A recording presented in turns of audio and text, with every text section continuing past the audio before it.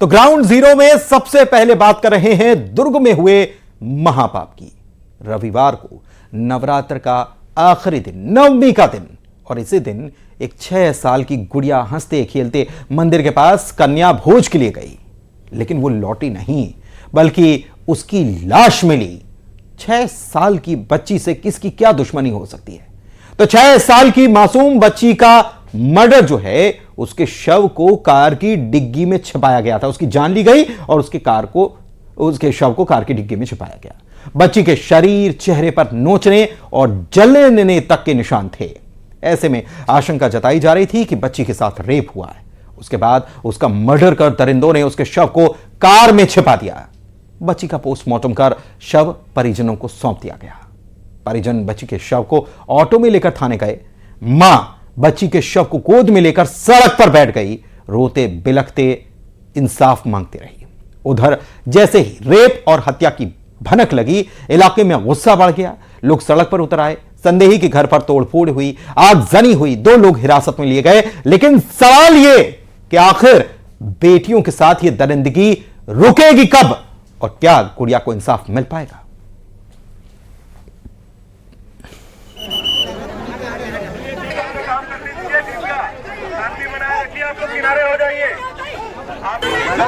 वजन नहीं तोड़ पाए हैं। देखिए ये तस्वीरें जरा देखिए। दरिंदे घूम रहे हैं और ऐसे में बेटियों को बचाना जरूरी है। नवमी का दिन, नवरात्र की नवमी का दिन, लोग कन्याओं की पूजन कर रहे थे, उनको भोजन करा रहे थे, लेकिन यहां तो हैरान कर देने वाली वारदात हुई। बच्ची के साथ दुष्कर्म किया गया। यह बच्ची भी गई थी किसी के घर पर कन्या पूजन के लिए, लेकिन उसके साथ क्या हुआ आप समझ सकते हैं। बच्ची के साथ दुष्कर्म किया गया और उसके बाद उसकी हत्या कर दी गई। कार में बच्ची का शव मिला। 5 तस्वीरें, थाने का घेराव हुआ, पुलिस के साथ झड़प हुई, लोगों का गुस्सा फूटा, चक्का जाम हुआ, प्रदर्शन हुआ। मां ने क्या कहा सुनो। 6 साल की मासूम के साथ में दरिंदगी होने के बाद में अब जो है उसको पोस्टमार्टम हो चुका है और माँ जो है वो देख सकते हैं कि यहाँ पर बॉडी को लेके बैठी हुई है। हम तो 2 ही को धरे थे। कौन कौन है? बादल का जीजा, उन्हीं के गाड़ी में बच्ची मिली है और लोग पता है। चलो आपको हम इनका नाम आपको बताया नहीं है तो आपको कैसे पता चल जाएगा इनका नाम क्या है करके? और आपकी गाड़ी कैसे आ गई? गाड़ी तो लॉक रहता है ना, लॉक खोलोगे तभी गाड़ी में बच्चा जाएगा और लॉक बंद करोगे तो बच्चा बाहर नहीं निकलता। उन्हीं लोग ने मारा? हाँ, उन्हीं लोग मारे। फैमिली इस 8:30 बजे से तैयार करके भेजी दादी यहाँ 10:30 बजे तक थी वो लड़की।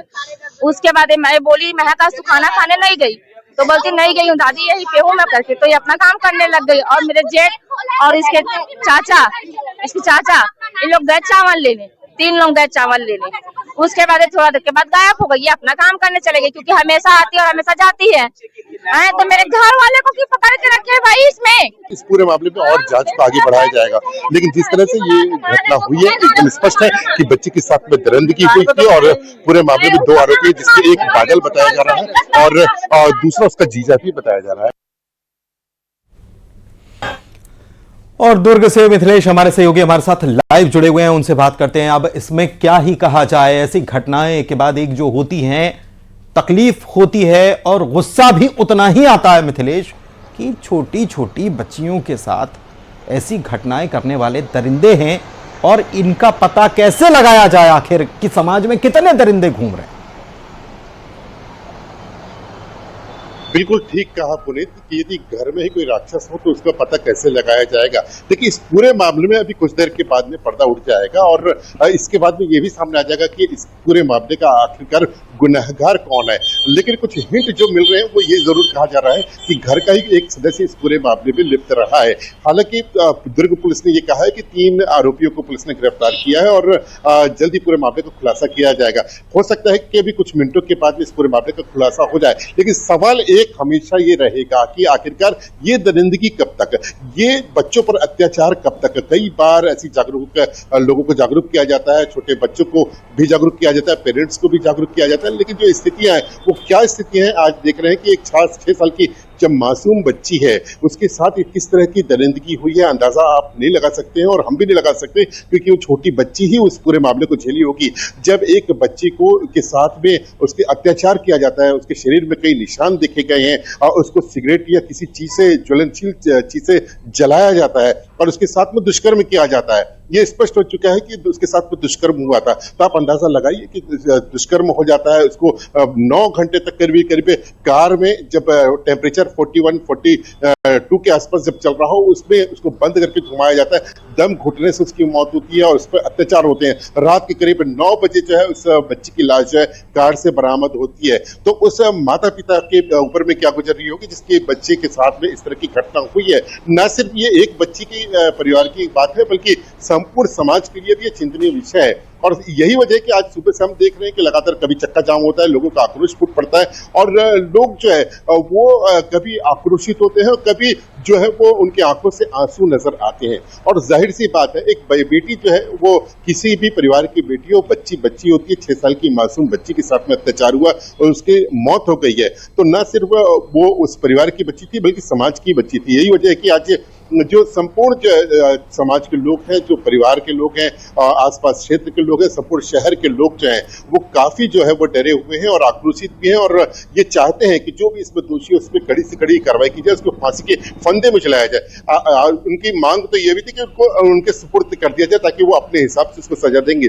तो इस तरह से आक्रोश देखा जा रहा है पुनीत और निस्संदेह ये जो घटना काफी चिंतनीय घटना है और इस पूरी घटना से सबक भी लेने की आवश्यकता है और ये सोचना भी होगा कि किस तरह से हम अपनी सबक क्या लें, सबक क्या लें मिथिलेश? यही कि नवरात्र में बच्चियों को भोजन कराने के लिए जो आमंत्रित किया जाता है बच्चियों को वहां ना भेजा जाए। नवरात्र में जिन बच्चियों का कन्या पूजन किया जाता है क्या परिजन उन बच्चियों को बाहर भी ना भेजें? यह बड़ी हैरानी की स्थिति है कि 6 साल 5 साल कई बार ऐसी खबरें सामने आती हैं। इस मामले को मैं समझना चाह रहा हूं कि पड़ोसी पर जो आरोप लगाए गए हैं क्या कोई पुरानी रंजिश थी? एक छोटी सी बच्ची के साथ इस प्रकार की घिनौनी वारदात करने के पीछे कारण क्या रहे? क्योंकि पुलिस ने इस मामले में कुछ लोगों को हिरासत में तो लिया है। देखिए अभी कारण कुछ देर के बाद में स्पष्ट हो पाएगा कि आखिरकार वजह क्या थी। सिर्फ लेकिन वजह कुछ नहीं थी, कोई दुश्मनी भी नहीं थी, लेकिन वो असल वजह क्या थी जो पुलिस अभी थोड़ी देर के बाद में खुलासा करेगी। लेकिन सबसे बड़ी बात यह है पुनीत इस पूरे मामले में देखा जाए कि हम रामनवमी का पर्व मना रहे हैं, कन्याओं का पूजन कर रहे हैं और कन्याओं के साथ इस तरह की घटना होती है तो कहीं ना कहीं चिंतनीय विषय जरूर होता है, क्योंकि ये कहा जाए कि यदि घर घर में रावण हो तो फिर राम राज्य की स्थापना कैसे हो सकती है? बिल्कुल अपने अंदर के रावण को मारना पड़ेगा। रावण को जो है आज के युग में भी रावण जिंदा है तो उसको खत्म करना आवश्यक है, तब हम एक स्वस्थ समाज की परिकल्पना कर सकते हैं। तो ये जरूर है कि अब जो लोगों को और जागरूक होने की जरूरत है और जो भी इस तरह की घटनाएं होती है, छोटी छोटी घटनाएं भी, तो उसको नजरअंदाज न करें और उस पर गंभीरता से विचार करते हुए और उन पर ध्यान दिया जाता है कि इस तरह की घटनाओं को यदि छोटी सी यदि आग लगी तो उसको फैलने से रोका जा सके। तो ऐसा को ये प्रयास करना जरूर होगा कि कहीं भी कोई इस तरह की घटना नजर आती है, कोई शंका की नजर से यदि दिखाई दे रहा है, संदिग्ध नजर दे रहा है, तो उसकी जो रिपोर्ट है वो पुलिस में किया जाए ताकि उसको अपराध होने के पहले ही रोका जा सके। जी बहुत शुक्रिया इस खबर पर जानकारी के लिए। जब मामले का खुलासा कुछ देर बाद होगा, लेकिन वाकई में बहुत जगह